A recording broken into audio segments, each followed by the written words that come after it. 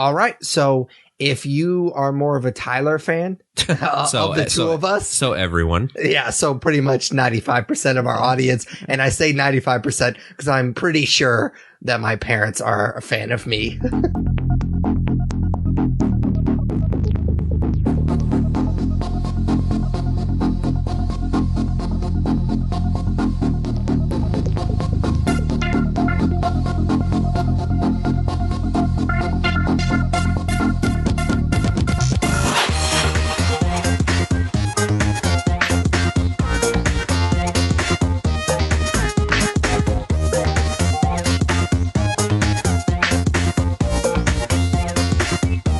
Hey guys, welcome to another episode of the Nerds You're Looking For podcast, a weekly nerd culture podcast that discusses the culture through various segments. My name, of course, is Patrick Kuhn, alongside my co-host, as always, that Tyler Hunt. How's it going, man? It's going pretty well. How are you? Good. How's work treating you? I know it's probably starting to get kind of crazy. Yeah, it was a very stressful week, and some of the other things that happened this week didn't really add to the fun that was going off at work, you know, with the election and stuff. I was like, what the? I completely repressed that. Yeah, that was pretty depressing. But no, I do work in retail, as I mentioned before, and this week I wrote I'm in human resources, so I write the schedule, and we were writing the schedule for the Black Friday week. Oh, so that was fun. It's a pretty stressful week, but now that I have that done, I feel a lot better. So have you posted it yet? Yeah. Have people come up to you and complained about it? I know that was a big deal when I worked there. No, I haven't had much complaints yet, but I'm sure it will come over the next 2 weeks. But it is what it is. We'll work it out. Do you know that I worked there for like 3 years before I had to work a Black Friday? No. How did you manage that? Because my parents lived in Las Vegas, and so I was always going home. And they always made a big deal out of it. And they were like, well, we're going to probably have to write you up. Like the last year that I got out of it, I was like, I don't care. Yeah. I've never been written up in my life here, so I don't really care. I do remember that now. I remember you always would have to call or whatever, so. Yeah, they were really stupid about it. They were like, they knew I wasn't going to be there, but then I still had to call. It was pretty silly, but it doesn't matter. Yeah, no, it doesn't. How's work been for you? Not too bad. I recently have a new boss now, and it's a weird transition. I actually kind of like it. Not to get too much into it. It's just like my boss before was a cool guy, but he wasn't very hands-on. And this new guy is much more hands-on. And I think certain people in my department could use a little bit more, of that. Cause I mean, I do my job. Like I do basically every step of the way so far in my life, but some people in my department were getting kind of lazy because he never really brought the hammer down or anything like that. He was a really nice guy, not a great boss. And the new guy is like the polar opposite, which is, I think is fantastic because I don't have anything to worry about because I always do my job. So that's kind of nice. But other than that, it hasn't been too crazy. It's funny because your job, this is like the crazy time. Yeah. But we sell plastic cups, and a lot of restaurants right now don't sell that much cups because it's starting to cool down and people don't want that. Summer is our busy time normally. And so we're actually starting to slow down. And so it's actually been kind of nice at work. Yeah. I've only worked 2 places in my entire life, which is crazy to think about. So, and obviously one of those is the retail establishment I work at. And, it's hard to imagine having a job where you could like take time off in December. Yeah. Or I have the whole week of Thanksgiving off. Yeah. Just like have time off this time of year. So it's something that I can't really wrap my brain around.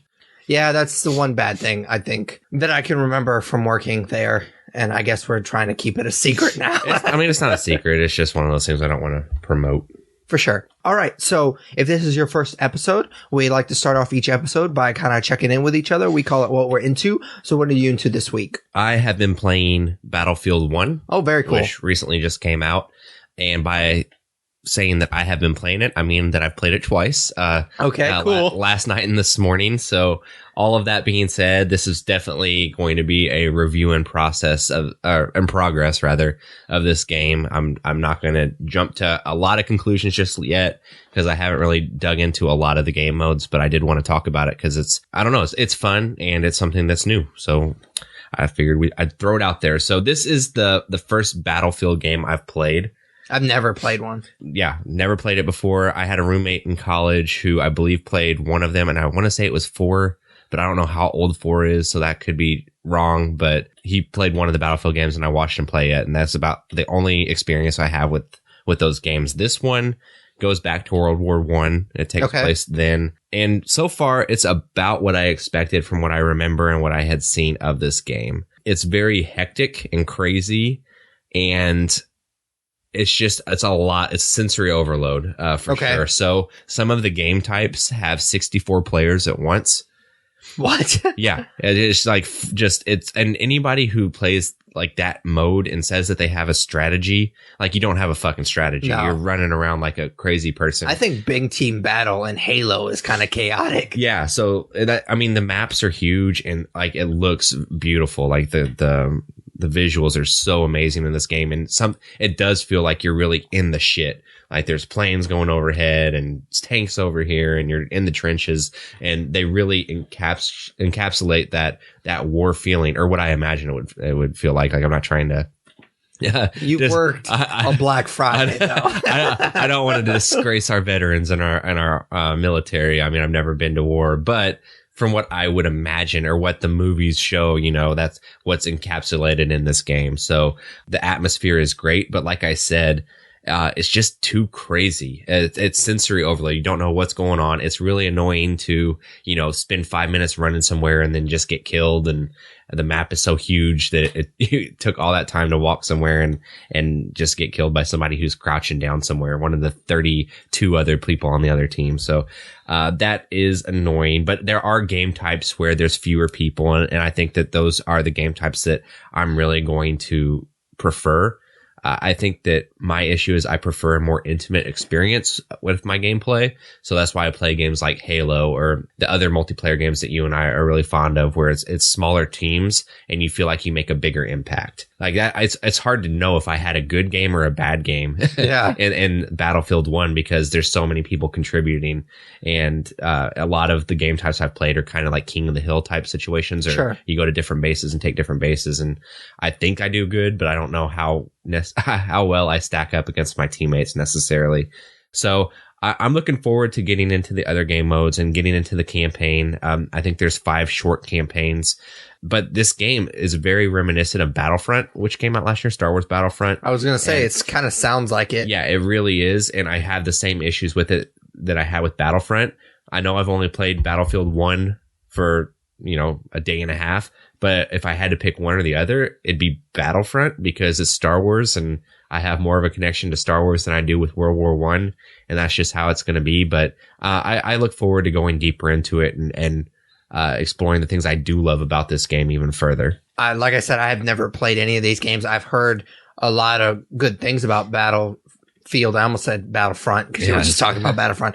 But I wasn't actually going to bring this up on this episode because I was going to wait until I played a little bit more of it. But I'm doing a series of Titanfall 2. Yeah. So it was kind of between this Battlefield. I'm going to keep trying to call it Battlefront. Titanfall, or call it the new Call of Duty, because they came out relatively at the same time. And since I played Titanfall and I really liked it, despite my problems with not having a single player campaign, I decided on Titanfall 2. So I'm actually really enjoying it. This game does actually have a single player campaign, which has been fun so far. I've only played the first 2 levels. I actually plan on playing more this weekend and trying to do a lot more of my videos and kind of staying ahead of the game when it comes to that. Cause sometimes I fall behind, and that's when the release schedule gets bumped back a little bit, but I'm going to try to stay on top of that. And I'm really liking it so far. I like the world, and having that huge Titan to roam around and just kick people's ass with is a lot of fun. I haven't played on multiplayer yet, just because I'm trying to get through the single player campaign, but it's fun so far. I like it. Yeah, I played the first Titanfall and wasn't a huge fan of it. And I don't believe the first one even had a campaign. It does. It has a multiplayer campaign, but it's just like they throw you in. And it's so weird, and I've talked about this a lot in the couple of videos that I've already posted for Titanfall 2. It just feels weird because with that game, like, you get thrown in as multiplayer, and it does have a campaign, but you don't really know what's happening because it's very, very chaotic, because that's what multiplayer is in a lot of these games. And the weirdest thing about it is if you don't win, you still get to move on in the story. I've never played a video game where if you didn't beat the level, you still got to move on. Yeah, that's weird. Yeah, so I never really liked that about the first Titanfall, but continue with what you were saying. No, I was kind of in the same boat you were. I was choosing between Battlefield 1, Titanfall 2, and Skyrim. And I forgot about Skyrim. I ended up going with Battlefield because a couple buddies from work bought it as well. So with the intent of us three playing together. So okay, cool. Yeah, I'm interested to play it more, but I will go ahead and throw it over to you for what you're into. All right. I am going to talk for the last time for a while. I'm going to talk about The Strain. They had the season finale. Oh, cool. I think it was either last week or the week before. I got kind of backed up a few episodes with The Walking Dead starting and a few other things happening in my life. I got a couple episodes behind on this series. I binged the last few episodes couple days ago. And honestly, and I know I've talked about this show a lot on the podcast, basically since it aired. I think we talked about it. It was one of the first Nerd News, like one of the first maybe 10, 15 episodes that we did. Yeah, we sure. talked about him, Del Toro, making a show based on his books, and that ended up being The Strain. And I think I've talked about it ever since then.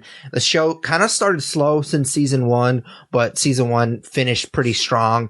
And it's one of those shows that has gotten better every season. I didn't think it could get better after season 2 because I thought season 2, despite the Dutch really just boring storyline of her and Fett, their romantic thing that kind of lingers in season 3. Other than that, season 2 is really, really strong. So I didn't know if they could necessarily make a better season, but season 3 was just fantastic. So it has gotten better each season. They dropped a couple of the storylines that I wasn't a huge fan of in season 3. They do have some Dutch stuff in season 3, but she's not as a major player as she was in season 2, which I like. And Zach, who is Corey Stoll's character's son in the show, I never liked his character at all. It's funny because I actually think it would be funny. I doubt they would think it was funny, but I always thought it would be funny. They have a different actor playing Zach in the first season, and for some reason they changed actors. I always thought it would be kind of funny just to do a different actor every season. Obviously they would never do that. And it's funny because at one point, I think it was in season 2, they have a flashback of before the events of the first season happened with him and Zach. And I thought it would be funny if they got the original actor to play. But anyways, that's just kind of a tangent. So he's not in season 3 as much. Zach isn't, and either is Dutch. So I appreciate that. The stuff that Zach is in season 3 is really, really dumb. He gets like this pet vampire thing and he like teaches it to fetch, and it's really, really stupid. But anyways, it is really solid despite those two storylines. Yeah. And I actually am getting so much into this show that I finally got around to I've started reading the 3rd book. I'd read the first 2 books of this series, of the trilogy of books, and I finally started the 3rd book the other day. And I'm not sure what they're going to do with the 4th season because they've gotten so far away from the books in the TV show. They kind of course corrected in the last like 15 minutes of the season finale of season 3. So I'm curious if they're going to try to kind of go more towards what happens in the 3rd book. Yeah. But there's definitely a different dynamic in the 3rd book, and I'm excited, but I'm also kind of nervous because I'm not sure if I necessarily like it so far. The 3rd book, that is. It's a lot different than the first 2 books in the first 3 seasons of the show. So I'm curious to see what they're going to do, but I'm definitely excited to see the last season of this show. And like we talked about a couple episodes ago with Nerd News, I'll be sad to see it go because I've really digged it so far. But I like the idea of kind of just telling the story and not kind of milking it and knowing where it's going to stop and knowing that's going to be the end of the series. Yeah. Every time you've talked about it, I think I say the same thing. It's one of the shows that I really want to watch, but seeing as it's almost over, I'll probably wait for it to be done and then watch the whole series. So I think that's where I'm at with it. But every time you talk about it, I get intrigued with it. And I honestly would be interested in reading the books as well. But at a certain point with all of the stuff that you and I consume, something has got to give. So I doubt that I'll end up reading the books. For sure. I mean, I definitely suggest watching the show for sure. And then if you really like it, definitely dig into the books. The first 2 books are pretty much like the first couple of seasons and maybe the first half of the third season as well. So, I mean, they're pretty much spot on. There are a few things here and there that are different. Like Dutch is in the show, but she's not even in the books, which is good for the books because I fucking hate her character. Third book, though, like I said, is really different. So I'm curious. I know I read somewhere that Del Toro is not necessarily mad at the show, but I know that there's some aspects, and he didn't elaborate, so I'm not sure what exactly he doesn't like about the show, but I know that they've changed a few things here and there with certain characters that he was not a fan of, which would make sense because he helped write the books and he produced the show. So it would make sense that he would really love the books and not want anything to change. But I know that, I don't know where I read that from, but I know that he's a little disappointed with some of the creative choices they've made, but I've really liked the show. So. Yeah, cool. All right, so our next segment is just plainly called Comics. Tyler and I read a ton of comics each week, and we like to spotlight one or two each week. So what'd you read? So I haven't been to the comic book store this week. I've been, like I mentioned, super busy at work. So I'm actually going today after we get done here. But so I had to go back in my catalog to read something this week. And this one almost slipped through the cracks with me, but I did managed to get it and give it a read this week, and that is Infamous Iron Man #1. Okay. Came out, 2 or 3 weeks ago? Does that sound right? About then. So it's not too old. This book is another installment of the Iron Man comics that I don't understand what they're doing. So I've talked about a lot of them on the podcast, probably every single one I've read. So it started with Superior Iron Man, and Secret Wars kind of hit the reset button, and that one just kind of went away, and I really dug it, which was disappointing. Then we had Invincible Iron Man, which I guess is finished now. And then International Iron Man, which is exploring his parents, and now Infamous Iron Man, which is actually really a Doctor Doom book. I don't know. It's just confusing to me, and it doesn't seem like they can really create an Iron Man run that is ongoing. Like, it gets about 14 or 15 issues in, and they hit the reset button, and that's super annoying for me because I've really enjoyed a lot of these runs. All that being said, Infamous Iron Man is more of a Doctor Doom book. It opens up with a flashback of him as Doctor Doom talking to his mom. After Secret Wars, if you don't know, Doctor Doom kind of reemerged in Invincible Iron Man with a fixed face. He doesn't wear the mask anymore, and he seems good. He doesn't seem like a bad guy anymore. Sure. And it's been teased for like the last year and a half now, that maybe he's bad, maybe he's actually good, and we don't have any answers as to why. And this comic does not seem like it's going to be in a rush to answer those questions for us. So we do have flashbacks to him doing evil things, but the gist of it is that Tony Stark's gone missing. He goes to Tony Stark's lab. There's an AI of Tony Stark's consciousness that he's uploaded. So it's basically like Tony Stark is kind of in it, but he's not because it's AI. And to spoil it, but you can probably put this together, for whatever reason, Doctor Doom decides that he's going to take up the mantle of Iron Man. Okay. And he has a silver mech suit, and that's kind of where it ends. It ends on a cliffhanger relating to his mom that was again brought up at the beginning, but that's the gist of this first issue. And while it's cool, like, I think any Marvel fan would agree that Doctor Doom deserves his own comic run. He's probably one of the best known and best villains in the Marvel universe. I don't know that this was what everybody was hankering for. I don't have any interest in him taking up the mantle of Iron Man. And while I am very interested in the mystery going on with what's happened to him since Secret Wars, I don't know, like, calling it Infamous Iron Man just seems misleading. And I'd rather see just like a full on Doctor Doom story that's him evil and doing his thing. And this is a little weird. I'm going to stick with it for a few issues to see how his story does unravel. But right now, I'm not completely bought in. Yeah, it sounds pretty stupid, to be honest with you. They did something similar with Spider-Man. It doesn't sound like this is quite as drastic as what they did with Superior Spider-Man, with Doc Ock literally is in Peter Parker's body. So it doesn't sound as crazy as that, but it sounds pretty similar. They're trying to do similar kind of themes in that book. And I wasn't a huge fan of Superior Spider-Man, so I really doubt that it would be something that I would enjoy. Yeah, I will say it was pretty cool. The Thing shows up in it. I mean, Doctor Doom is known mostly as a Fantastic Four villain, even though he's fought with a lot of Marvel heroes, and to see a Fantastic Four member show up makes a lot of sense and is pretty cool. But besides that, it has me scratching my head a lot. So I'm curious to see where it goes. What'd you read, man? I actually was kind of nervous that we might double up this week because I know this is a book that you're probably pretty interested in. Amazing Spider-Man, Renew Your Vows, #1. If I had made it to the comic book store, we probably would have doubled up because I really am looking forward to this one. We talked about the miniseries that was released during Secret Wars. Secret Wars was kind of cool. I know Tyler didn't really like it, but it was kind of cool because a lot of the books kind of did these weird like miniseries that they didn't necessarily. It was just a good opportunity to kind of tell weird stories that they wouldn't necessarily get to tell. And I know that we both really liked that miniseries, and apparently it was pretty popular because they're not necessarily bringing it back because it's basically the same concept, but it's not like it doesn't pick up where it left off or anything like that. For those that don't know, a short period within the Spider-Man universe, Peter Parker was married and had a kid with Mary Jane, but it didn't last very long. And it was a period in time that a lot of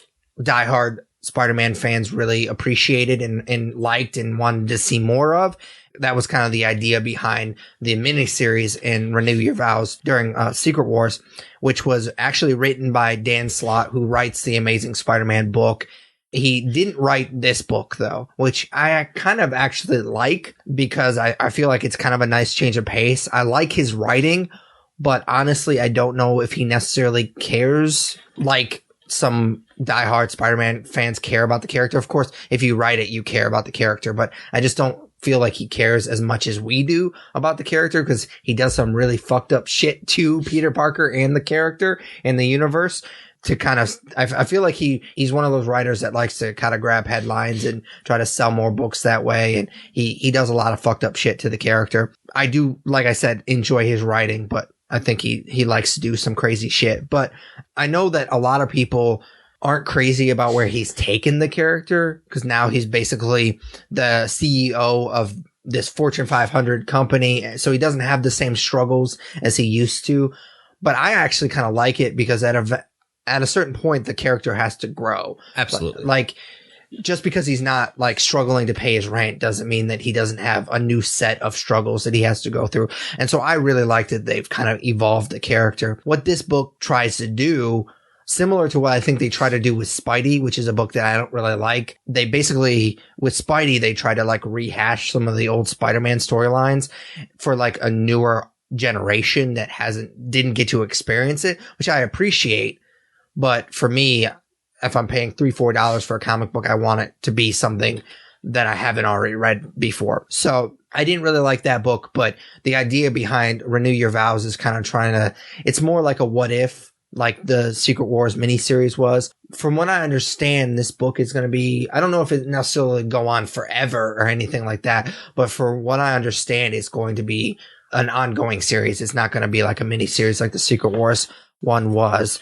I like it just like I like the Renew Your Vows, the miniseries. Like, it's cool to see these characters married and have that kid again, like we got to see a while back. And this is a little bit different than the miniseries in the sense that all three of them are basically like, I mean, of course, Peter Parker's Spider-Man, but Mary Jane's Spider-Woman, and their kid is Spider Girl, I guess is what you would call her. Yeah. And so it was really cool to see all of them kind of working together, and they are struggling to kind of make ends meet. And so you do get to see that a little bit. And I really liked it because obviously it's big on nostalgia, trying to not necessarily rehash, but kind of tell you this what if storyline. So I really appreciate it. I like where it's going.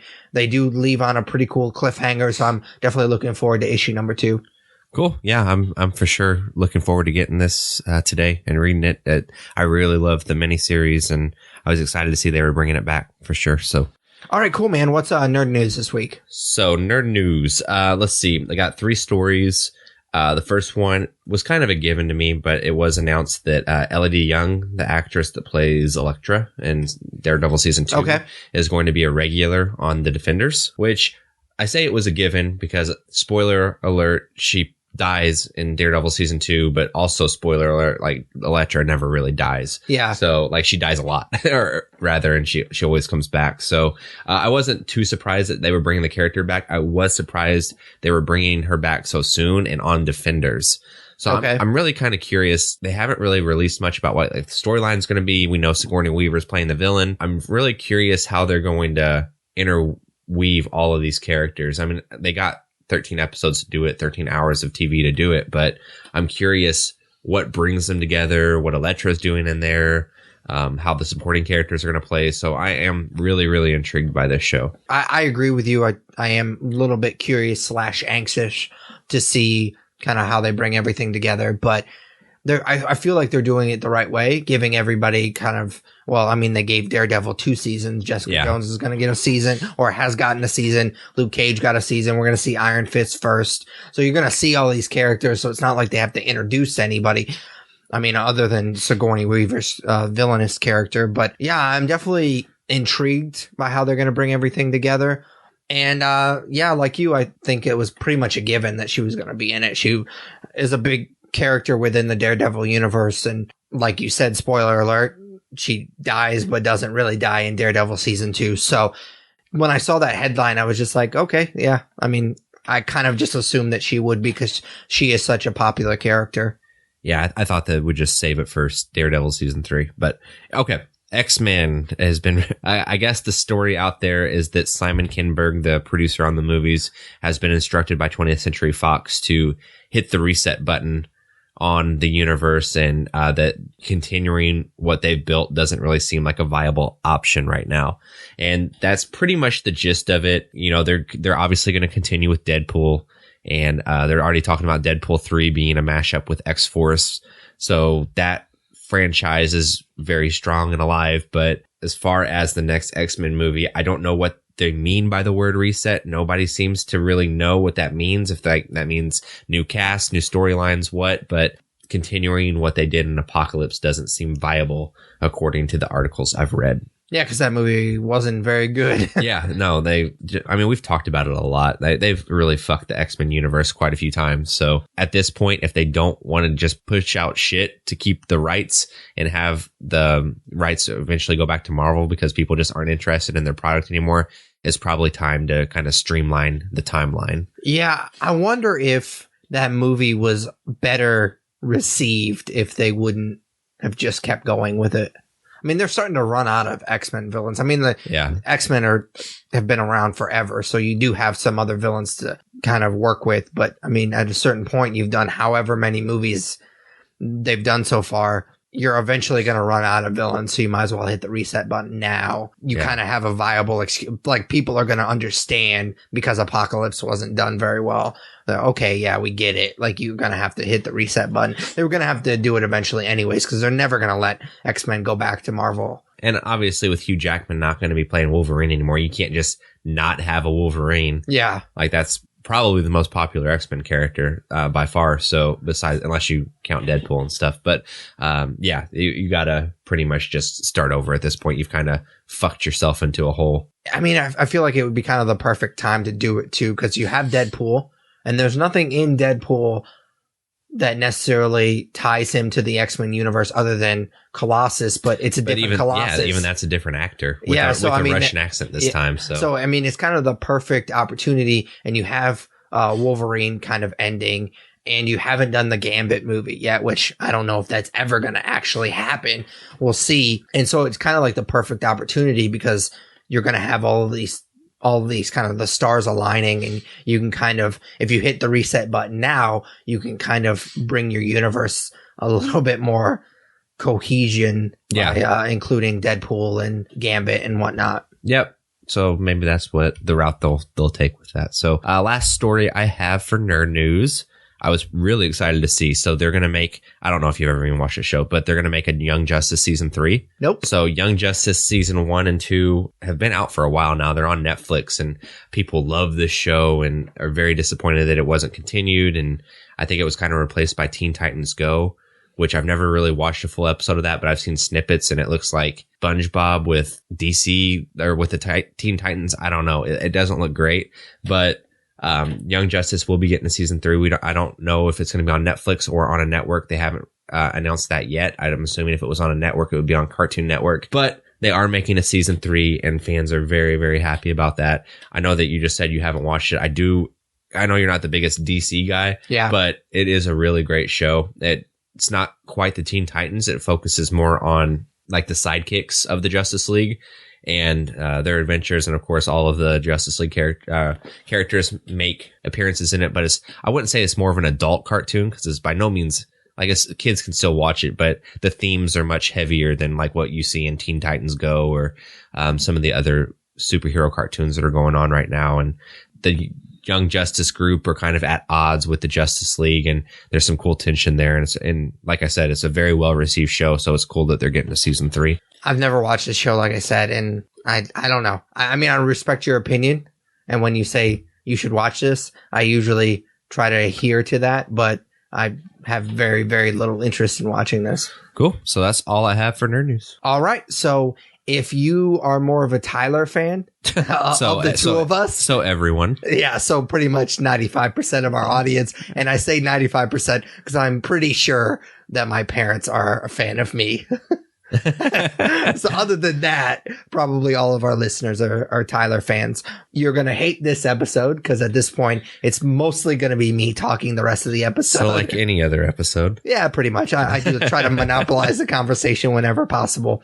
But we are going to be starting a series of episodes very similar to what we did. I think it was about this time last year when we did our top 10 favorite movies of all time. We're going to be doing our top 10 favorite television shows. So we're going to be doing 4 episodes, 2 per host, like we did with our movies. We're going to break it down to 2 episodes a host, like I said, and I'm going to kick it off this episode with my 10 through 6.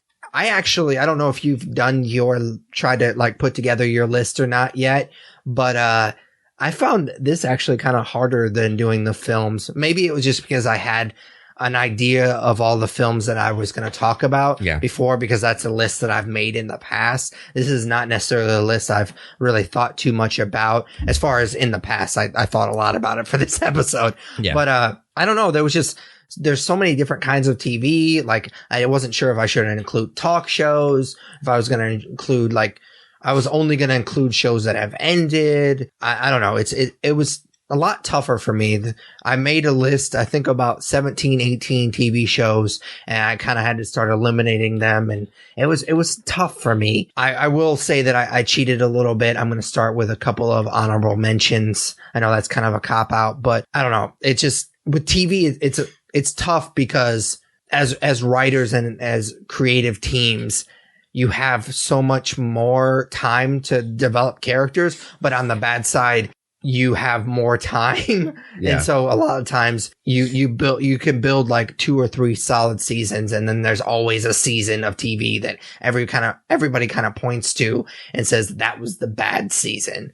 And with every show, like it doesn't matter as long as you can continue with the show. Eventually you're going to have some rehash or just a bad season altogether. So it's tough to kind of weed out some of the like, oh, well, I didn't like this show because I didn't like that season or whatever. So my honorable mentions are 2 comedies, Louie and the IT Crowd. Louie is just phenomenal. I love his stand up, but the reason I didn't keep in this show is because he's kind of sporadic when he makes it. Some episodes are a lot funnier than others, and some like I enjoy all of his episodes because I just appreciate his sense of humor. But there's some episodes where it's like I find myself not laughing at all. And then there's some that I laugh a lot. So it's definitely uneven when it comes to that. But all that being said, if we were going to do like top 10 favorite episodes of TV, his episode with Robin Williams is probably one of my favorite episodes of TV of all time. That's phenomenal. I don't know if I could watch it given what's happened with Robin Williams, but it's dark, but it's kind of the perfect example of what I love about Louie. It's definitely a dark comedy, but it's really, really funny. And the IT Crowd is a British comedy. I don't really like British comedy. I mean, I don't want to say that I don't get it. I just don't really like it that much. But IT Crowd is one of the few examples that I can kind of point to that I'm like, hey, see, I do kind of like British comedy, because this show is really, really hilarious. And it's only a few seasons. So that was kind of the reason why I didn't include it. I think there's only 3 or 4 seasons, and British TV is weird and they don't have as many episodes as we do. So I think the first season's only like 5 or 6 episodes. Like, it's not much. I could be completely wrong on that, but it just seems like it's a lot shorter than American 30-minute comedies are. So that's the reason I didn't include it. But it's one of those shows that I've rewatched it like 3 or 4 times, and I find something else that I really like about it. So if you haven't checked out Louis or the IT Crowd, definitely do that. But my number 10 show of all time is The X-Files, which is weird because this is a show that I hadn't actually seen until, for the first time, like I think I had only seen 2 episodes in syndication before, and I just literally rewatched, or not rewatched it, but I literally watched it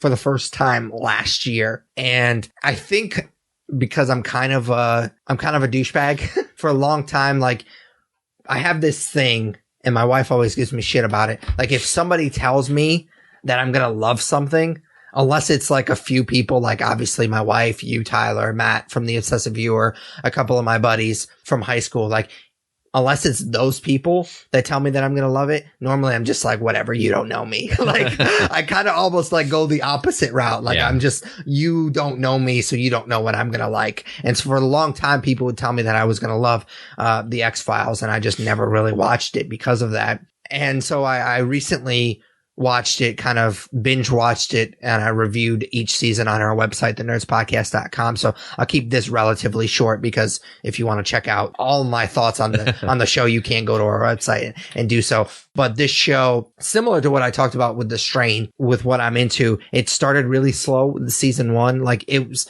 straight up monster of the week. Almost every single episode was season 1. And it was kind of tough to get through it, because it's normally with an hour-long show like The X-Files, you get 13 episodes. Nope. This is 20 plus episodes each season. And so when it's just monster of the week, the first season was kind of a chore. Like, I had already decided that I was going to do my season by season review. And so if it hadn't been for that, I don't know if I even would have watched season 2. Like, it's tough to watch that first season, but after season 1, like season 2 kind of just takes the ball and just kind of elevates it to a whole new level. And I was kind of mixing my metaphors there, but anyways, it's fantastic. They build the mythology really well, starting in a little bit in season 1, but really season 2 is just phenomenal. And from then on, season 3 is probably top 5 seasons of television that I've ever seen. Like, it's just phenomenal. It's funny because I watched obviously all the seasons for the review series that I did on our website. And afterwards, I was telling my wife about how much I really liked it. And so she started watching it, and she was kind of watching it on her own while she was making dinner or whatever. She likes to watch Netflix on her iPad. And it was funny because I had to binge it in such a short period of time. I understood that I really liked it, but I don't think I fully comprehended how much I liked the show, because every time she was watching an episode, I'd be like, oh man, this episode's really great. And then she started a new episode. I'd be like, oh, this one's a good one too. And she's like, you've said that for every fucking episode. But, so I don't think I necessarily understood how much I liked this show until I was kind of done with it. The revival series, unfortunately, wasn't as good. There was one episode that I can kind of point to. The Weir Monster episode was phenomenal. It's probably one of my favorite episodes of this series in general. Like, I tell people, if you're thinking about binging the X-Files, not sure if you've never seen it and you're not sure if you're going to like it, watch that one episode. And if you don't like that episode, then you're not going to like the series. Like, it takes everything that I really loved about the series and kind of wraps it up in one episode. So definitely check that out. I know that a lot of like the diehard fans that watched it as it aired weren't a fan of the last couple of seasons with Robert Patrick, but I, being somebody that didn't watch it until much later, I didn't mind the seasons with him. I actually kind of liked his character, because with Mulder not being in the show and him kind of taking his place, he was much more of a skeptic, and that was always Scully's role in the show. And so I kind of liked the idea of her shifting to more of the true believer that Mulder was in the show, kind of picking up where he left off and kind of continuing his work and kind of pushing against Robert Patrick's character, who was definitely the skeptic. And so I really appreciate that. So I know that's kind of blasphemy for diehard X-Files fans, but I actually liked his character a lot. So if this is not a show that you've watched before, I would definitely suggest checking out that one episode to kind of test if you're going to like it. And if you do start watching it, please wait until the second season before you decide to ditch it, because season 1 is kind of a chore to get through. There are 10 seasons of the X-Files. But the revival is only like 6 episodes. Well, 10 seasons of the X-Files, and it's your number 10. Okay. Oh, I get you. I thought you were going to complain about how many episodes there were. No, I don't. I've only watched one of the X-Files movies. I have no dog in this fight. Yeah. So it's one of those things where it's like, you even mentioned it whenever you were going through and you were binging it. Like, it was at times a project. Yeah, for sure. And it's not, I don't know, it's not something that I'm eager to undertake. So maybe someday, maybe if I like break my leg and can't work for a couple months, I don't know. Yeah. But I don't see myself doing this anytime soon. But it is like one of those things that I would like to watch just at being a nerd. Yeah. But again, it's not on my to-do list. Yeah, when you were doing the little thing with the theme song for like a half of a second, I thought my phone was ringing because that's my ringtone on my phone.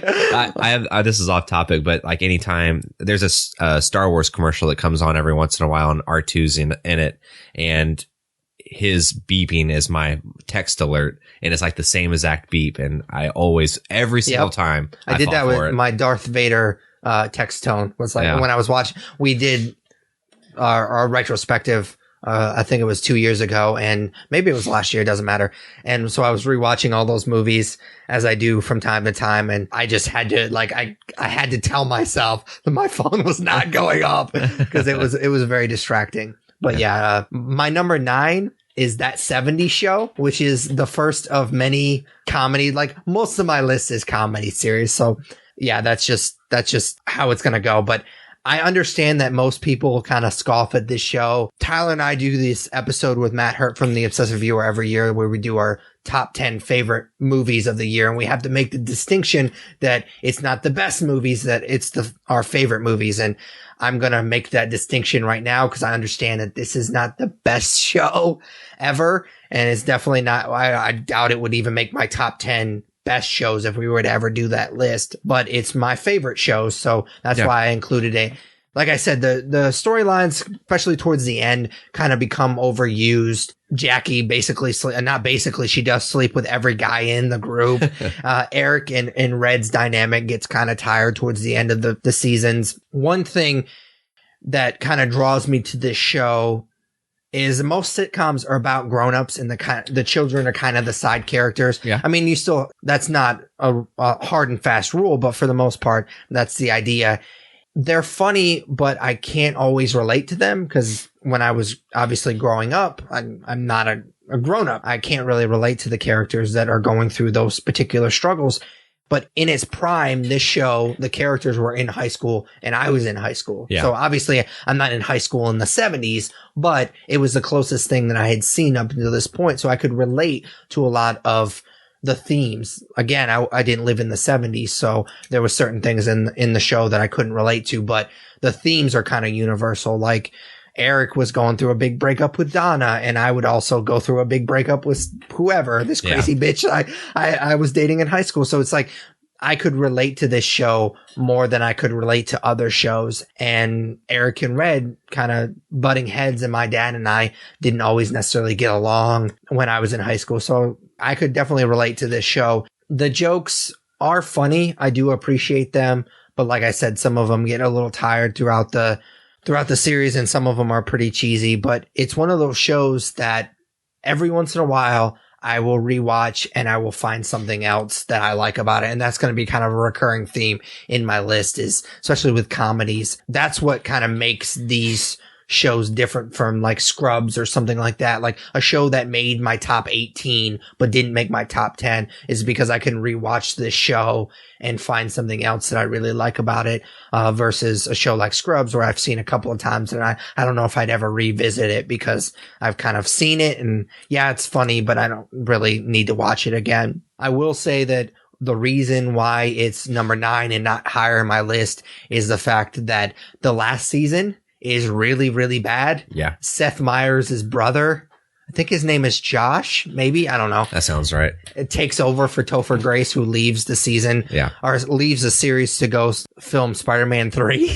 Yeah. Which was a terrible idea. Yep. But anyways, when he left the show, they should have just ended it. But I know that they kind of wanted to give the show kind of cap the show off, but it just, that last season is tough to watch. I actually did a rewatch of this show recently, and I almost thought about just not watching the last season, but I felt weird watching it all the way up to that point and not watching the last season, but it's pretty bad. Yeah, I would agree. So this is a show where anytime I see it on, I sit and I'll watch it. Like I do like that 70s show quite a bit as well, but I can assure you it will not make my list, mostly because I don't like it as much as you do, obviously, but that last season is horrendous. Like I hate when shows are nearing its last few seasons and series regulars leave, so they replace them with other characters and it gets weird. I'm not a fan of that. So that's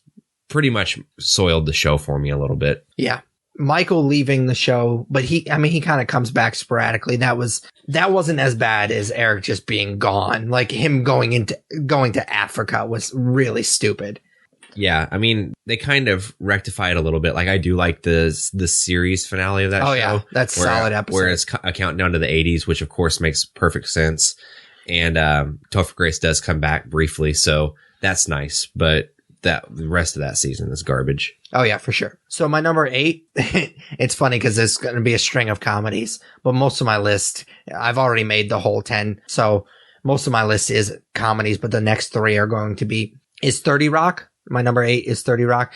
Obviously I'm a nerd, but especially for movies and TV, like not just I love movies and TV, but I love knowing how they're made.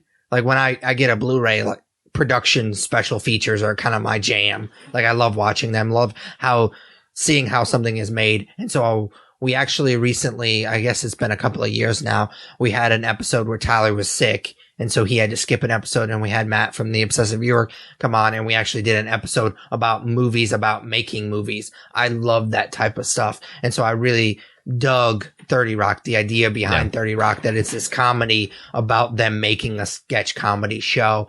Unfortunately, it kind of slipped through the cracks the first couple of seasons. Like I didn't watch it when it aired, but once I got into it via Netflix, I just got obsessed with it. I wasn't aware that Alec Baldwin had any kind of comedy chops. He's not necessarily an actor that I follow his career. Yeah. So I didn't really know, but he's fantastic in this show. That character kind of just fits him like he's perfect. It's just fantastic. Tracy Morgan is at the top of his game. I'm kind of a amateur comedy writer. And so when I watch this show, I almost get kind of jealous because there's a joke in almost every single episode that I'm like, motherfucker, why didn't I think of that? Like, that's like the perfect joke. How come I wasn't smart enough to think of that? Like every episode, there's at least one joke in there that I'm mad that I didn't think about. Like that's how genius this show is. And it's funny because I was just like, shooting the shit before one of my stand-up shows with one of my comedian friends. And she was telling me how I actually got her into this show because we were going to do a short road trip to Bloomington one day, and we were going up for a show. And so she came over to my house and I was rewatching 30 Rock. It was a show that had slipped through the cracks for her. And we watched a couple episodes before we left, and she didn't realize how funny it was. And I was kind of talking it up while we were watching it. And so she finally got into it, and she was just telling me how, like, almost thanking me for getting her into this show, because it's just fucking genius, man. Yeah, I've never seen it. Okay. I don't know if it's still on Netflix or not, but it's definitely a show for forever. For a while, of course, now that I'd be interested in going back and watching it, it wouldn't be, but I'm sure there's other ways to see it. So this is a show that I think I will watch at some point for sure, because you've talked about it before and how much you like it, and the bits I've seen of it are really funny. So I'm sure at some point this will be something I've seen. I'm sure you've seen this next show that I'm going to talk about, The Office. I've seen it up until Michael Scott leaves, so yeah. Okay, that's probably a good stopping point as well. But yeah, I'm obviously talking about the U.S. version. I am a comedy nerd, but I really don't like the British version. Like, I actually saw a couple episodes before I watched the US version of this show, and obviously you see the influence. Like, you would have to be blind not to see the influence, because the first couple of episodes of the US version are basically the exact same thing that happens in a British version. I don't know. I don't like it. Yeah. The British version is just not as good, I don't think. And I know that's kind of blasphemy because it is the original, but I really like the US version. I'm much, much better. And it's kind of like 30 Rock. I didn't watch this show when it first aired because I didn't like the original. But after the first couple of seasons, I actually bought them on TV on DVD, which was a thing that is still kind of happening. I don't know who would still buy. I see it at Target every once in a while, but who still buys TV on DVD? That seems weird to me. Depending on the show, I'll buy it, but not on DVD, on Blu-ray. Like, I bought Ash vs. Evil Dead on Blu-ray. When I say DVD, I mean, okay. I thought you were. I mean, it is. We're in an age of where physical media is going out, but not to just distract you from your office spiel. Yeah, but this show, I don't know if it would have been as good if they didn't cast it. Like, they just cast this show just perfectly. Like, Steve Carell as Michael Scott is fantastic. Rainn Wilson as Dwight is just pitch perfect. I will say that, and I don't know if you know this, but he actually almost got Job in Arrested Development, which, spoiler alert, Arrested Development will be later on my list. But I would like to see him as Job, but Yeah. Will Arnett is just, oh my God, he's so good at Job. But yeah, I'd like to see Rainn Wilson do Job, because he does Dwight so well, and they're not necessarily similar characters, but I would definitely be interested in kind of seeing that audition tape, because I think he would do a really great job. The joke density in this show is just fantastic. It's another show, like I talked about with that 70s show, where I'll rewatch it every once in a while, and I'll find either a joke that I didn't notice before, or I'll remember how I'll find a new appreciation for a joke that I'd heard like the other times that I'd watched the show. So it's funny because this is another show that my wife just watched. Like, she started a rewatch. She had watched it before. This is one of the first things that we bonded over, because I had just watched the first couple of seasons when we first started dating, and she loved the show. And so we kind of bonded over that. And she just recently started rewatching it. And I kind of picked up where she left. Like, she started it, and then I kind of went in like middle of the first season, and we just kind of watched it together. And it's such a good show, man. Like I said, the joke density is so great in this show. Like, it's just like a machine gun, and it's kind of the perfect tile of comedy. Like, it doesn't hit you over the head with a lot of the gags. Like, it's definitely subtle, which I appreciate. It just seems like you have to kind of be a little bit smarter than some people, like, to get some of these jokes. And I know that's kind of a douchey thing to say, but unfortunately, like that 70s show, especially the last season, but like the last like season and a half where Michael Scott isn't in the show, it's not good. It's really, really not good. Once he leaves, that should have just been the end of the show, because it was not the same. Like, I don't mind some of the stuff that they tried with him being gone. Yeah. I mean, it's another case of what we talked about with that 70s show. When your main actor leaves, you probably should just call it quits. So yeah, you can't replace him. And I mean, I know that they tried a couple of different people. I know Will Ferrell was a couple episodes, which he was kind of at his peak as far as popularity at the time. So you knew he wasn't going to stick around for a TV show. So you knew that was temporary, but you kind of have to have a big personality like that to replace Steve Carell, and they just never really found that guy. I thought Ed Helms did an okay job when he eventually got promoted to regional manager, but it just never was the same. Yeah, I've, like I mentioned, never seen that season or that season and a half. So I do plan on doing a rewatch of the show, and when I do, I will bear through that, but I'm not looking forward to it. The series finale will just like emotionally cripple you. Like, it's a fantastic episode, but like, I'm not going to admit that I cried, but maybe. Yeah, it hit me really hard, for sure. You cried. Maybe. You little bitch. No, I'm just kidding. You've admitted to crying Like all more the times time. on this podcast than I think I have in my entire life. No, Yeah, actually, as a kid, I was a little bitch. And I also am a little bitch. So. So, the last show that I'm going to talk about this episode, my sixth favorite show of all time, is the last non-comedy that I'll talk about. Well, no, I take that back. There's another one later. But anyways, is Breaking Bad. Yeah. Which is the second Vince Gilligan show, because he produced and wrote the X-Files as well. And actually, I read somewhere that Bryan Cranston was cast because of his work on the X-Files, which I thought was pretty cool. He's only in one episode, but he's really, really good in that episode. It's actually one of my favorite episodes of the series. This show could have very well been kind of a straightforward crime drama, but what really kind of sets it apart and what makes it just a phenomenal show is the characters, just how well they're developed. I love the idea of Walter White kind of starting off as this naive guy, kind of trying to do the right thing. Obviously, he gets into making meth, which is not a good thing, but he kind of just starts off with the best intentions of trying to leave his family with enough means to kind of survive after he passes away with cancer. So he's a very sympathetic character, especially in the first season and a half. And you see him over the course of, I think there was 6 seasons, right? That sounds right. 5 or 6. Or yeah. it might have been 5, and that last season was split up into 2 parts, which was like a year apart from each other. It was weird. So you kind of see him evolve from this person you're sympathetic to this just full on monster at the end of the series. So I appreciated that, but not just his character, but Jesse's character is almost the opposite. Like, he's not necessarily a hardened criminal because he's a fucking idiot, but obviously he's already dealing drugs. And that's why Walter White goes to him at the beginning of the series.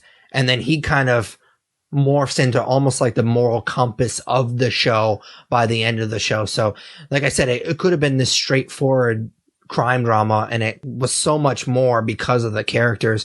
And it actually spawned a really successful spinoff. I don't know if you watch Better Call Saul, but it's phenomenal as well. Yeah, I've only watched the first 2 or 3 episodes, and for whatever reason I got distracted from finishing it, but I really loved the first few. Yeah, it's phenomenal. I really like it. It's one of the few spinoffs, like I said, that is really successful. Like, it doesn't just use the original show as a crutch. Like, obviously he's a character and there's characters that pop up from Breaking Bad in the show, but it uses what made Breaking Bad great and just kind of puts it into the new characters, which is fantastic. Gus is probably one of the best TV villains that I've seen ever. And I know I talked a little bit about this when I talked about that 70s show. This is my favorite shows of all time. So if this was the best show of all time, like, this would probably be number 1. Like, it would definitely be higher than 6 if we were talking about the best shows. But I'm obviously talking about my favorite shows, so that's why it's a little bit lower on the list. Yeah, I mean, when you said Breaking Bad, I was like, okay, obviously. So it's going to be on your list, right? I'm sure it will. I haven't put together numbers. Like, I have a list I put together. So you said you had like 17 or 18 put together. Like, I've done that, but I haven't ordered them yet. So it's going to make the top 10. I mean, it's a phenomenal show that I love. I just don't know where it's going to fall. So, and if I did know where it was going to fall, why would I spoil it? Yeah, I was just curious. My future episode. You didn't know what I was going to talk about. We talked about this when we did our movies. I'm actually pretty excited. As much as I enjoy kind of monopolizing the conversation, I am really excited to see your list and kind of figure out where all these shows kind of fall on your list. I'm assuming we're going to have some. There would be overlap, but if your 10 to 6 is any indication, I don't think there's going to be a lot of overlap. Okay, cool. I'm definitely really excited. So we might have more overlap 1 to 5. Okay. Because I just knowing you and knowing some of your favorite shows that you haven't talked about yet that I assume are going to be on your 1 to 5, I know that they'll pop up on my list as well. Okay, cool, man. That's a good way to kind of cap off our first episode of our top 10 favorite movies of all time. Not movies, TV. I knew I was going to do that at least once. You almost made it, man. Yeah, I was so close. But I thought it'd be kind of fun if you guys wouldn't mind emailing us at the nerds you're looking for, or maybe commenting on Facebook as well, and kind of mentioning what your favorite TV shows of all time. I thought that would be kind of a fun conversation to have. Maybe you think Breaking Bad should be higher or whatnot. Definitely do that. Email us at thenerdyourlooking4@gmail.com, our Facebook or Twitter or whatever. So our last segment of each episode is just plainly called Nerd Favorite. Tyler and I take turns asking a really nerdy question, what your favorite blank is. Obviously, the subject changes from episode to episode. We take turns, and it's my turn this week. And we didn't get to talk about our nerd news. I was surprised that you didn't bring it up, but the Nintendo Classic, the NES Classic was released.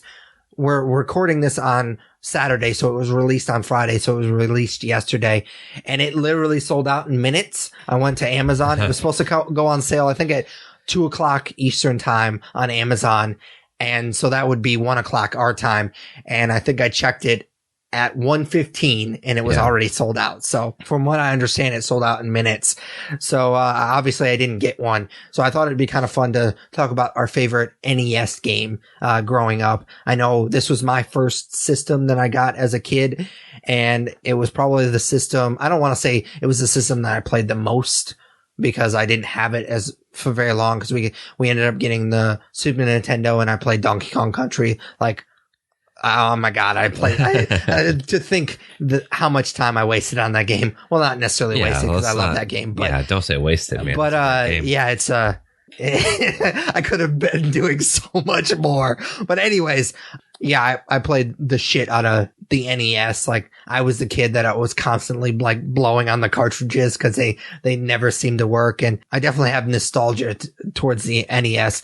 I wanted to, like, when I thought about this question, I was like, well, Duck Hunt or Mario or Zelda or something would be my go-to answer. But I thought I would kind of change it up a little bit and pick something a little bit more obscure. So I'm going to pick Blades of Steel, which is a hockey game. What the fuck? I did not see that. But honestly, like, as much as I loved Duck Hunt and as much as I loved Mario and Zelda, I think this is probably the game that I played the most. Yeah. Which is surprising. I am a huge sports fan. Tyler and I have talked about that on the podcast before. I'm not a huge hockey fan, but for a long time, and it was mainly because I liked Blades of Steel so much, I was like obsessed with hockey games, like video games. I would get the new hockey game every year on PlayStation for a long time. And I don't know. I played, this was, I think, the first game that isn't a football game that I played every game of a season. Because, I mean, they play 82 games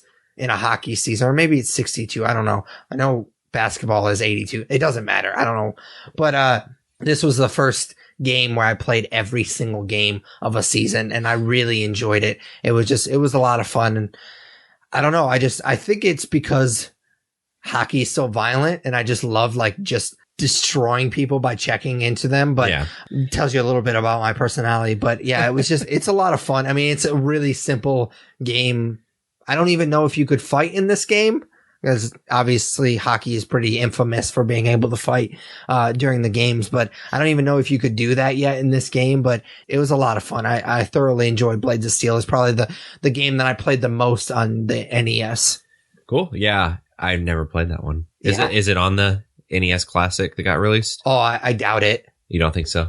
So the NES holds a special place in my heart because it's the first video game system I ever played as a kid. I never actually owned it though. So my neighbor had it, and I remember I was really young, so I didn't like have a sense of like how to be polite, I guess, at that point. So I would just like go over to their house and be like, hey, can I play your Nintendo? Like, even if my friend wasn't there, it's like I would just go. That would be weird. Yeah, it's super fucking weird looking back on it. And it makes me cringe a little bit, but they were nice people, and I usually got to play the Nintendo. Yeah. So the first game I ever played on NES was Super Mario Brothers, which I feel like a lot of people would probably have that answer. So that's definitely a good one. And then Duck Hunt. I mean, who didn't play Duck Hunt and love it back then? Fantastic. Yeah. So such a simple but brilliant game. Yeah. So I'm definitely looking forward to getting the NES Classic and playing some of those games again. But my favorite NES game, is kind of a cop-out because I didn't play it on NES. I played it on Super Nintendo, but it was originally released on NES, and that is Super Mario Brothers 3. Okay, that was a good one. That's probably my favorite Mario game of all time. Maybe, I think what was after it? It was Oh shit. There's so many. Yeah. Man. The one after it was pretty good too. But this one obviously introduces a lot more of the Mario universe that we know, like the raccoon ears and that kind of stuff. So, the scrolling over the map. I don't know what that's called, but like, you know, each different worlds, like it introduced that aspect of Mario. So that game I sunk a lot of time into. I knew like where to go to get the flutes, to like go to different worlds. And I sunk a ton of time into that. So that was a really great game. Like I said, I played it on Super Nintendo, so it's kind of a cop out. I had Super Mario All-Stars, which had like 4 or 5 Mario games on it. Yeah, that was fun. Yeah, that was awesome. So yeah, I would say that's my favorite NES game, even though I technically didn't play it on the NES. Cool, man. All right. So that is the end of episode 118 of the Nerds You're Looking For podcast. As always, you can follow us on Twitter and Instagram. It's both at the Nerds Podcast. Like us on Facebook. Follow us on Google Plus. Vote for us for Podcast of the Month at podcastland.com. You can comment and subscribe to our YouTube channel. You can also check out our Twitch channel. Tyler does a weekly stream Monday at 9 p.m. Central. Definitely subscribe, rate, review us on iTunes, Stitcher Radio, any podcatcher you use, we're on it. You can also email us at thenerdsyou'relooking4@gmail.com. For Patrick Kuhn, Tyler Hunt. we are the Nerds You're Looking For. Take it easy, guys. Later, guys.